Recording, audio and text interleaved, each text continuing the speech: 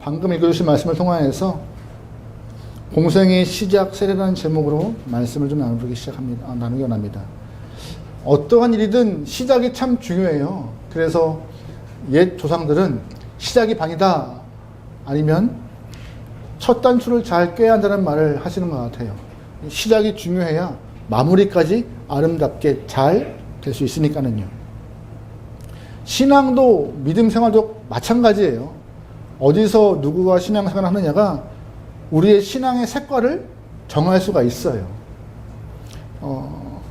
처음 신앙생활을 인본주의 색이 좀 강한 교회에서 하게 되면요, 하나님의 역사하심을 제대로 체험할 수 없어요.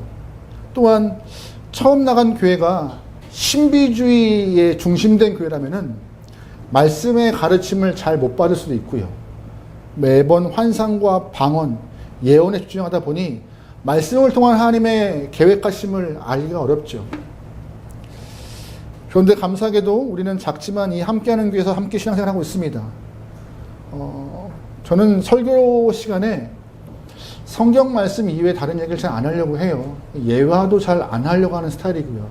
그러다 보니 가끔씩은 어느 분 말 강의하는 것 같기도 하다고 하고 어렵다는 분도 계시고, 그래도 그게 맞는 것 같아요. 제가 보기엔 자꾸 부흥왕사처럼, 그건 부흥왕사 부르면 그때 들을 얘기고, 저는 여러분에게 들어줄 얘기는 그냥 성경 얘기밖에 없으니까요.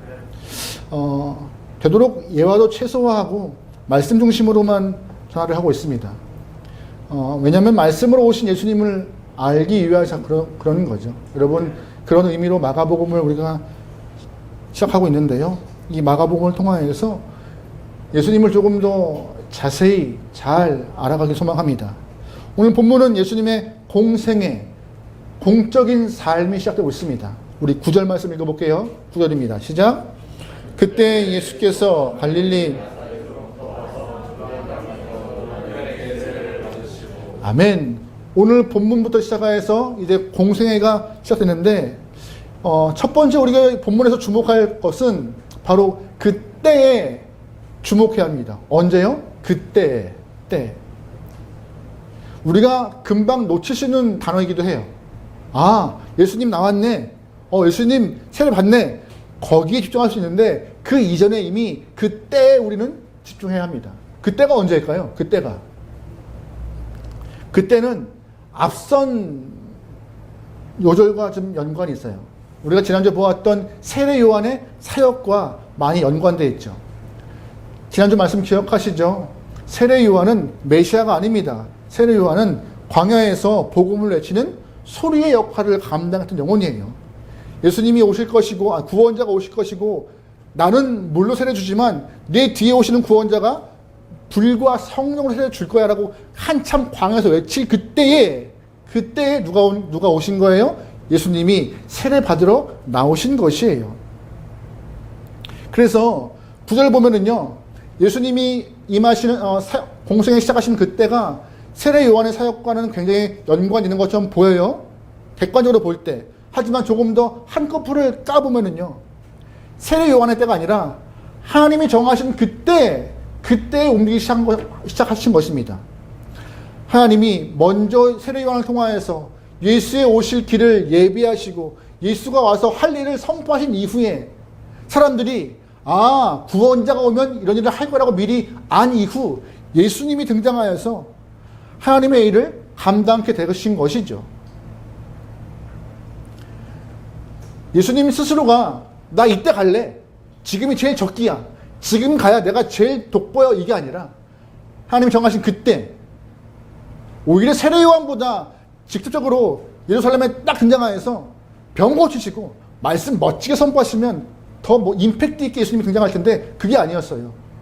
광야에서 세례 요한은 선포하고 그 뒤에 예수님이 등장하면서 차근차근 하나님의 때에 맞춰서 주님의 공생애가 시작되고 있습니다. 잘 보시면 예수님은 언제나 하나님의 때와 맞춰서 일을 하십니다. 그 모습을 우리가 잘 봐야 돼요. 하나님의 때는 언제나 정하고 온전한 시간이기 때문에 거기에 맞게 움직이시는 것이죠. 그런데 그 때가 우리의 때와는 사뭇 맞지 않을 때가 상당히 많아요. 우리는 가끔씩 신앙생활 할 때 내가 기도할 때 응답 딱 오고, 내가 필요할 때 뭐가 딱 생기고, 내가 아플 때 병이 딱 낫고, 우리 아들 시험 볼 때 딱 합격하고, 우리 딸 취직할 때 딱 좋은 모습 좋겠는데 그렇지 않을 때가 상당 부분 있습니다. 하나님의 때와 우리 때가 안 맞는 거고, 하나님의 인도하심과 계획하심이 우리가 안 맞을 때가 많기 때문에 그런 일이 발생해요. 우리만 그래요? 아니에요. 성경 안에서 수많은 사람들이 그래요. 여러분, 창세기 보면 아브라함 아시죠? 아브라함은요, 하나님이 불러서 너 이제부터 내가 지시할 땅으로 가면 내가 복 줄 거야 라고 했어요. 그 복이 뭐예요? 아들의 복이에요. 아들의 복. 75세 아브라함이 이사를 가서 멀리 가나안으로 이사 갑니다. 근데 문제는 뭐예요? 당장 이사 갔는데 아들이 없어요. 75세인데. 언제 주신 거예요? 25년 후, 100세 때. 아브라함은 내가 지금 낳아도 언제 키워요? 라고 할 텐데 하나님은 지금이 아니 하면서 100세로 미루신 것이죠. 그게 하나님 때였어요. 아브라함만 그래요? 아닙니다. 모세도 마찬가지. 모세가 하나님의 때에 맞게 훈련받은 인물이에요. 그는 애굽의 궁전 안에서 여러 가지 학문을 배웠습니다. 40년 동안 많은 학문과 지위를 얻었어요. 그때 본인이 생각하기에 가장 본인이 힘이 셀 때 나섰다가 잘못대를 타고 간섭하여서 본인이 살인자가 돼요. 하지만 그 살인자의 모습을 갖고 숨어서 40년 동안 갖고 있던 것 다 내려놓고 지위며 물질이며 다 힘이 빠진 40년 후 80세 노인을 불러서 하나님은 그에게 출애굽을 시키십니다. 그때가 언제예요? 하나님의 때. 모세는 가장 힘있고 가장 지혜가 충만하고 능이 있는 40세가 본인의 때라고 나왔지만 하나님은 가장 힘없고 내려놓았던 80세 노인 모세를 불러서 일을 시키셨던 거예요. 하나님의 때와 우리의 때가 안 맞는 경우가 상당히 많아요. 아브라함과 모세만 그래요? 예수님도 마찬가지였어요. 예수님도 사역 가운데 항상 그 때를 주목하셨습니다. 요한복음에 보면 유별나게 내 때가 이르지 않았다, 내 때가 임하였다라는 말씀을 자주 하시는데, 예수님이 첫 번째 하셨던 가나 혼인잔치에서 포도주가 똑 떨어져요. 그때 예수님의 어머니 마리아가 예수님에게 예수여 포도주가 떨어졌습니다라고 말을 합니다. 그때 예수님 하시는 말씀이 아직 내 때가 이르지 않았다라고 말을 해요. 반대로 요한복음 12장에서 보면은 바리새인들이 예수님을 찾아와요. 이때 예수님이 하시는 말씀은 인자가 이제 영광을 얻을 때가 되었다라고 또 때를 얘기하세요. 항상 예수님은 본인의 때가 아니라 하나님이 정하신 그 때에 맞춰서 움직이기 위해서 언제나 주 앞에 집중된 영혼이 되었던 것입니다. 우리 또한 이 모습을 잘 기억해야 돼요. 예수님이 오늘 본문에서 세례받은 때가 본인이 보기에 가장 적절한 때가 아니라 어느 때? 하나님이 정하신 그때 움직였던 것입니다. 그러면 우리의 신앙에도 마찬가지예요. 믿음의 삶도 마찬가지예요. 믿음의 순간도, 신앙의 삶도 하나님의 시간을 잘 이해하면서 하나님의 때에 맞게 우리가 움직이도록 언제나 주님께 집중할 수 있는 영혼 되어야지만이 그 때에 맞게 움직이는 것이죠. 그래서 여러분, 기다릴 때와 행할 때, 말할 때와 침묵할 때 잘 알 수 있는 지혜가 필요해요. 여러분, 그래서 하나님보다 앞서지 않길 소망합니다. 여러분, 기도보다 앞서지 않길 소망합니다. 항상 목회자들이 하는 말은 기도하세요, 말씀 보세요 하는 이유가 그때의 문제와도 관련이 있는 거예요. 하나님은 언제가 가장 좋죠? 어떤 모습이 가장 알맞는 것이죠? 그 묻기 위하여서 기도하는 것이에요. 하나님의 인도하심을 간구하는 것이죠. 그래서 하나님, 주님의 때에 맞게 내 발걸음이 옮겨질 수 있는 지혜 달라고 간구하는 영혼 되어 예수와 마찬가지로 때에 맞는 삶을 살기 소망합니다. 할렐루야. 아멘. 오늘 본문에서 그러면 우리 두 번째 볼 내용은 무엇이냐? 예수님의 공생의 시작이 어떠한 사역으로 되느냐는 것을 우리가 좀 봐야 돼요. 어떤 것이죠? 세례였어요. 예수님의 공생애는 세례를 통하여서 시작되었습니다. 그런데 왜 수많은 것 중에서 왜 세례일까요? 아까 말한 것처럼 멋지게 예루살렘에 딱 등장하여서 먼저 병든 자 고치고 앉은 병이 세우고 눈먼 자 고치고 설교 멋지게 딱 하는 순간 다들 지목하면서 오 메시아라 할 텐데 생뚱맞게 세례요한 앞에서 요한강 앞에서 세례받고 있어요.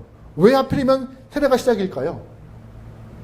세례를 통하여서 예수의 사역과 목적이 정확히 드러나기 때문에 첫 번째가 세례인 것이에요. 무조건 예수의 목적은 병고침이 아니었어요. 예수님의 목적은 이 땅에 오셔서 듣기 좋은 이야기들을 해주는 것이 아니라 왜 이곳에 왔고 내가 하는 일이 무엇이며 왜 병자를 고치며 왜 주의 말씀을 선포하는지 그걸 보여주기 위해서 세례 요한에게 가서 세례를 받으신 것입니다. 여러분 세례가 뭐예요? 세례가요 거듭남의 표시이기도 해요. 죄에 대한 용서이기도 하고요. 그래서 세례를 받는 자들은 원래는 물에 들어가서 나오는 것이 기본적이죠. 침례라 해요. 그래서 죽었다가 다시금 하나님의 은혜로 예수의 생명을 얻은 자, 다시금 주 앞에 주의 뜻을 하겠습니다라고 고백하는 세례, 침례. 오늘 본문에 예수님은 그걸 하신 거예요. 그걸. 사도행전 보면은요, 베드로의 설교를 듣고 많은 사람이 찔려요. 그 찔림을 당했을 때 어떻게 하면 좋을까, 어찌하면 좋을까 고민할 때 베드로가 이런 말을 합니다. 말씀 볼게요. 같이 읽어요. 시작. 그들이 이 말씀을 듣고 마음에 찔려 베드로와 다른 사도들에게 물어 이르되 형제들아 우리가 어찌할꼬 하거늘 베드로가 이르되 너희가 회개하여 각각 예수 그리스도의 이름으로 세례를 받고 죄사함을 받으라. 그리하면 성령의 선물을 받으리니. 아멘. 회개하여서 죄사함 받으래요. 죄사함 받는 증표가 뭐예요? 세례요. 세례를 통하여서 죄사함 받고 하나님의 선물 성령을 받아서 삶을 살아내라라고 베드로가 말하고 있습니다. 오늘 본문에서 예수님이 받았던 것은 세례라는 표현이 아니라 침례가 맞아요. 침례. 아까 말했던 물에 들어가서 나오는 것. 근데 우리는 약식으로 머리에 물을 3번 얹어서 세례를 주죠. 침례든 세례든 그것보다 그 의미가 더 중요한 것입니다. 세례가 뭐라고요? 죄를 씻는 것이요. 세례의 본질은. 그래서 다시금 새로운 영혼으로 거듭났다고 말하고 있는 것인데 중요한 것은 그러면 세례를 누가 받는 거예요? 죄가 있는 죄인이 받는 건데 예수님이 지금 세례를 받고 있어요. 그건 다른 말로 예수님이 죄인인 것이에요? 아니에요. 하나님과 동등된 분이신데 죄가 없음에도 세례를 받으시면서 내가 세례 받는 이유가 뭔지 알아? 라고 설명하십니다. 세례 요한이 내가 당신에게 세례 받아야 되는데 어찌 나에게 와서 세례 받습니까? 나 못 줍니다. 라고 손살에 차요. 그때 예수님이 세례 요한에게 하신 말씀이 있어요. 마태복음 3장 말씀입니다. 같이 볼게요. 시작. 예수께서 말씀하여 이르시되 이제 허락하라. 우리가 이와 같이 하여 모든 의를 이루는 것이 합당하니라 하시니 이에 요한이 허락하는지라. 안 돼요. 예수님 나 세례 못 줘요. 줄 수가 없어요. 내가 어찌 감히 예수님에게 세례를 줘요 라고 하니까 예수님 하신 말씀이 모든 의를 이루기 위해서 내가 세례 받는 거야. 나 죄 없어. 알아. 하지만 의를 이루기 위해서. 그 의가 뭐예요? 모든 사람을 구원하시기 위해서 용서하시고 구원을 허락하신 하나님의 의, 그 정의, 공의, 그걸 위하여서 예수가 직접 대표자가 되어서 세례 받는 것입니다. 죄 없는 그 예수님이 세례 받으심으로 하나님의 의를 이루고자 시작하시는 거예요. 다시 말해서 예수님의 모든 사역은 누구를 위한 거였어요? 하나님의 의를 위한 사역이었어요. 세례부터 십자가 지심까지 하나하나 다 하나님의 의를 위하여서 하나님의 정의와 공의를 실현시키기 위한 행위였습니다. 계속 보면은요, 예수님의 이 세례가 단순히 이 오늘 본문에서 있는 물 세례만 있지 않아요. 세례가 더 확장되게 드러나기도 해요. 여러분 한참 후반 보면은요, 마가복음 10장 보면은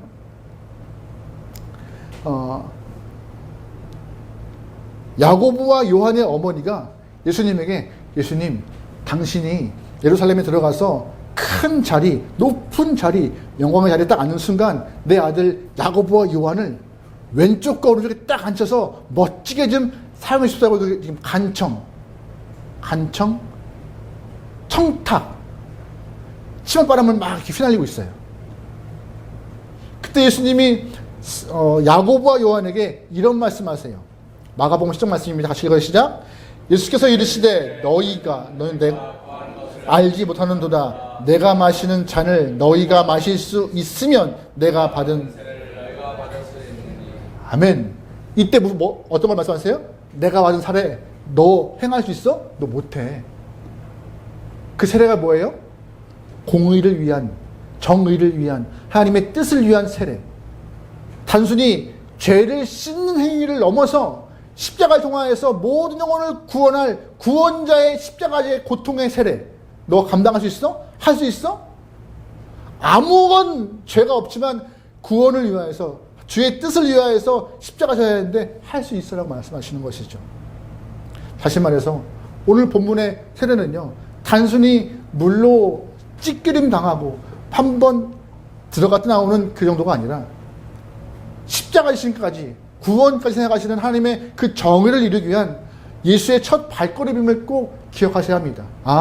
예수님은 하나님의 의, 그 의를 위하여서 이 땅에 오신 것이고 그 의를 실현하고자 세례 받고 우리와 함께 하시는 것이구나라고. 그 의를 행하기 위해서 오신 예수님 오시기 700년 전 이미 예언이 있었어요. 이사야가 예수님을 이렇게 예언하고 있습니다. 이사야 53장 말씀인데요. 우리는 다 양 같아서 그릇 행하여 각기 제 길로 갔거늘 여호와께서는 우리 모두의 무엇을? 죄악을 그에게 담당시키셨다. 구원하기 위하여서 예수에게 죄악을 담당시키셨고 그 죄악을 해결하고자 그에게 세례를, 그에게 십자가를 허락했다라고 하나님의 뜻을 예언하고 있습니다. 그뿐인가요? 오늘 본문에서 예수에게 세례를 주고 있는 세례 요한 또한 예수님 바라볼 때 저가 세상의 모든 죄를 지고 가는 하나님의 어린 양이라고 말을 해요. 사도 바울 또한 이런 표현을 해요. 고린도후서 5장 말씀인데 같이 볼게요. 시작.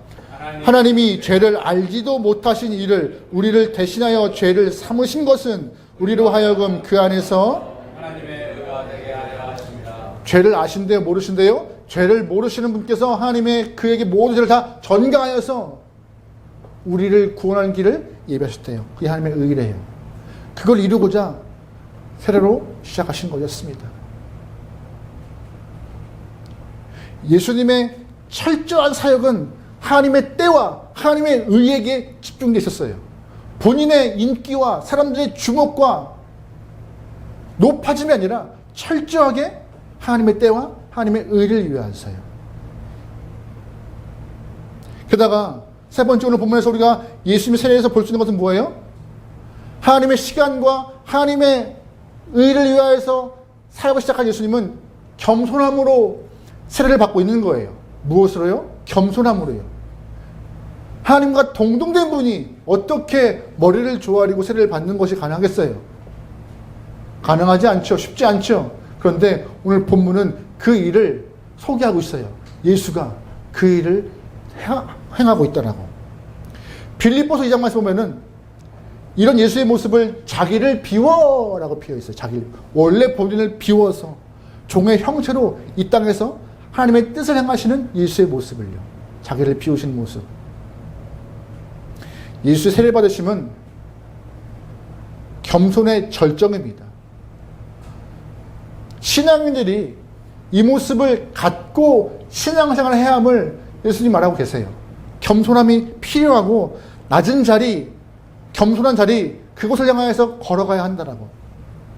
예수님 말씀하시죠. 내가 온 곳은 섬김을 받으려는 것이 아니라 오히려 섬기려 왔고 대성물로 왔다라고. 여러분 질문 드려볼게요. 이건 좀 어려운 문제일 수도 있어요. 그러면 왜 하필이면 세례를 통하여서 예수님이 겸손의 모습을 보셨을까요? 멋진 모습보다 세례를 받고 좀 이렇게 쭈그러져 있는 모습을 보였을까요? 오히려 좀 강한 모습 보이시죠? 센 모습을 보이시면 더 메시아 같은 모습으로 더 의지가 강할 텐데 왜 겸손함으로 낮아짐, 작아짐, 자기를 비운 모습을 보이셨을까요? 하나님이 겸손한 자를 쓰시기 때문이에요. 하나님이 누구 쓰세요? 겸손한 자예요. 하나님은 힘이 있고 능이 있고 강한 자 쓰시는 게 아니라 겸손하고 약한 자 들어서 주의 강하심을 드러내기 위한 주의 계획하심이 있는데 그 계획을 예수님이 세례를 통하여서 보이신 것이에요. 내가 능이 없는 것이 아니야. 능이 있지만 겸손히 세례를 받아서 주님이 쓰시는 것을 보이고자 너희 모든 영혼들 다 그래서 주 앞에 겸손해야 돼. 세례받음으로 죄 씻음 받고 주 앞에 머리를 조아려 겸손해야 돼. 그때 주님이 뭐 하실 거라고? 쓰실 것이라고.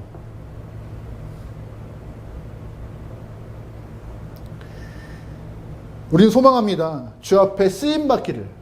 쓰임받으려면요 다른 거 없어요. 하나님의 전략, 하나님의 방법, 뜻에 합당하게 움직이는 것. 본문에 말한 것처럼 낮은 자리, 겸손한 자, 이 자리를 향하여서 걸어갈 때 하나님이 그 낮은 자를 향하여 들어서 강한 자를 부끄럽게 허락하시고 지혜인 자를 향하여서 그 지혜가 한없이 약함을 보여주시는 것입니다. 여러분 그래서 언제나 주 앞에서 겸손하십시오. 겸손해야 쓰임 받습니다. 가끔씩 교회에 오셔서 대접받기 원하시는 분들이 계실 수도 있어요. 아, 내가 좀 밖에서 그래도 한 끝발 하는데 라고 생각하시면서 교회 오시면 하지만 오히려 교회는 콧대를 꺾는 곳이고 자존심 버리는 곳이고 밖에서 어떤 일을 하든 상관없는 곳이 바로 교회인 것입니다. 교회는요 철저하게 주 앞에서 나는 죄인입니다 하는 마음으로 겸손하게 나아가는 자리, 하나님 그 자리를 허락하신 것이고요. 일주일마다 그 자리에 나와서 네가 누구인지 정확히 바라봐야 되라고 말씀하시는 것이고요. 여러분의 믿음의 삶이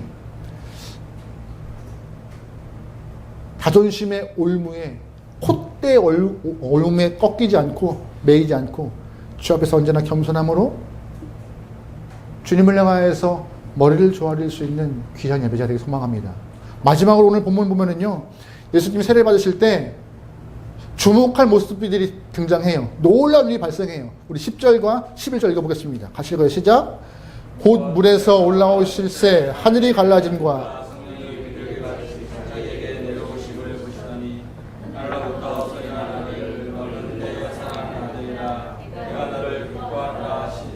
아멘.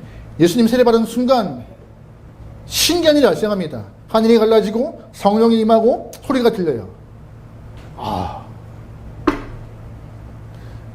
여러분 혹시 여러분 세례받을 때 하늘이 열리고 성령이 임하고 이렇게 하셨나요? 저는 소망했지만 그런 일이 안 나타나더라고요. 하지만 세례받을 때 생각하면은요 저는 중3 때 하던 것 같아요. 중3 때. 예.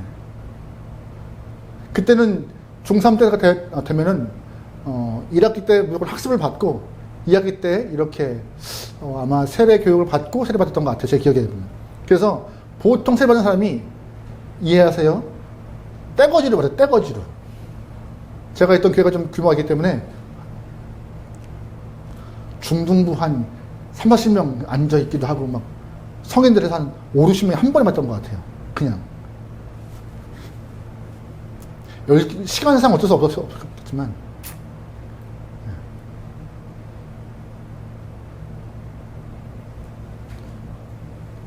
근데 오늘 예수님은 세례를 받으시고 침례를 당하시지만 우리가 받았던 세례와는 다른 느낌의 다른 현상이 발생합니다. 하늘도 열리고 성령이 임하고 또한 음성이 들려요. 이 모습은 딱 하나예요. 하나님의 인정하심이요. 예수님이 세례를 받고 공생을 시작하는데 누구의 인정함이 필요한 거예요? 하나님. 내가 인정하는 거야. 내가 이 예수를 보냈고 내가 예수가 나의 의를 위하여서 앞길을 행하는 것 내가 그거 인정하는 거야. 너희들 잘 봐.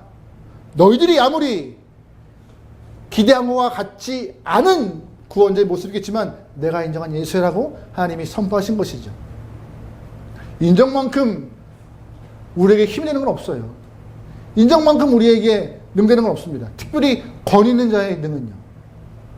제가 언제 한번 드린 말씀인데요. 여러분, 제가 공부를 잘했을까요? 못했을까요? 감사해요. 딱 봐도 굉장히 스마트하고 우등생 같은 모습 있잖아요. 평소에 아멘이 안 하고 이러는 말. 제가 3학년 때 저희 어머니께서 제 2학년 때부터 저희 어머니께서 제가 공부를 잘 못했다고 생각하셨나 봐요. 그래서 그때 한참 유행했던 주판학원이라고 하나? 주산학원? 보내셨어요. 주산학원. 근데 제가 2학년 때 너무나 큰 창피를 당했어요. 2학년 말에 그때까지도 구구단을 못 외워서 선생님이 불러가지고 외워, 애들 앞에서. 근데 대부분 2학년 말이면 못 외우지 않나? 3학년 때 외우는 거예요? 그럼 날 왜 그랬는지 모르겠어요. 근데 그때 불러서 시키는 거였어요, 저를. 못 외운다고 저를 때리시는데, 창피를 주시는데, 학원을 갈 수가 없는 거예요, 너무 창피해서.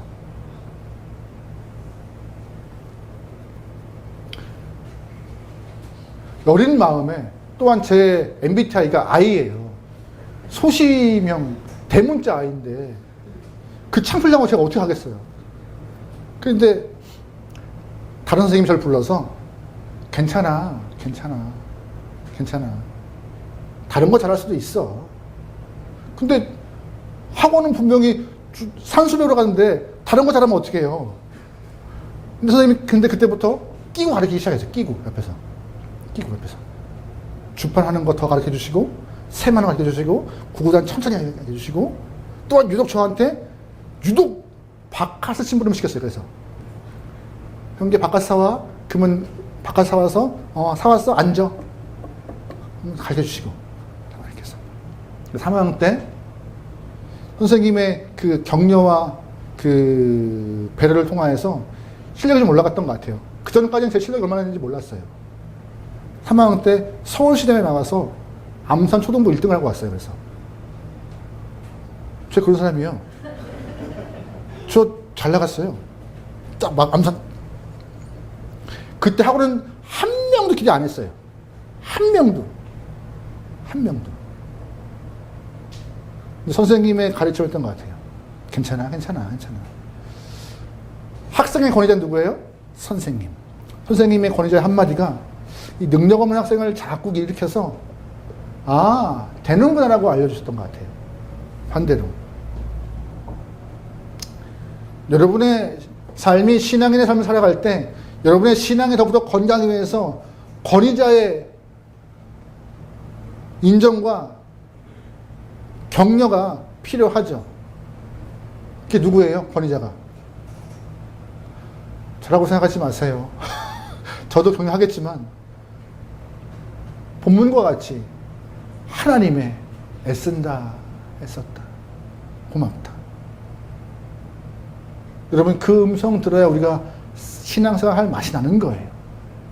어느 순간 그 음성이 세게 올 수도 있고 가슴에 몽글몽글 피울 수도 있고 뭉클함을 올 수도 있고 어느 순간 내가 이 일을 왜 하지라고 생각하다가도 남 모르는 은혜가 임하여서 하나님 이것이라도 할 수 있게 하시면 감사합니다라고 고백할 때가 응답의 때인 거예요. 여러분 권위자 하나님과 성령 하나님의 그 감동의 은혜가 임하도록 귀를 여시고 인정받기 위하여서 조금 더 주 앞에 나가시길 소망합니다. 예수님은 겸손히 주 앞에 나가자 하나님이 하늘을 여시고 성령이 임하여서 음성으로 내 아들이야. 여러분 제가 칭찬한들 뭐가 그렇게 힘들겠어요? 힘 되시나? 칭찬할게요 그러면. 근데 제 칭찬이 별로 힘이 안 들더라고요. 하나님이 허락하신 그 귀한 칭찬을 듣기 위하여서 우리의 신앙은 딱 단순해요. 칭찬받고자. 오늘 보면 말합니다. 예수님의 사역이 본인의 때와 본인의 관점이 아니라 하나님의 때와 하나님의 의를 이루기 위해서 시작한 사역이라고. 그게 예수님의 발걸음이라고. 그 예수님의 사역은 겸손함으로 보였던 세례였고 겸손함으로 나가자 주님이 쓰시려고 인정하시고 세우시고 높이시는 모습이 오늘 본문에 보입니다. 우리의 삶도 오늘 본문에 있는 것과 같은 역사가 있길 소망해요. 같은 역사가. 이거 예수님이니까 아니요. 이 역사가 우리의 삶에 똑같이 일어날 수 있다고 말씀하시고 본을 보이시는 거예요. 이렇게 할 때 드러난다라고. 여러분의 하루가 하나님의 때에 반응하시고 여러분의 하루가 겸손히 움직여서 여러분의 하루가 주 앞에 인정받기를 주님으로 축원합니다. 아멘.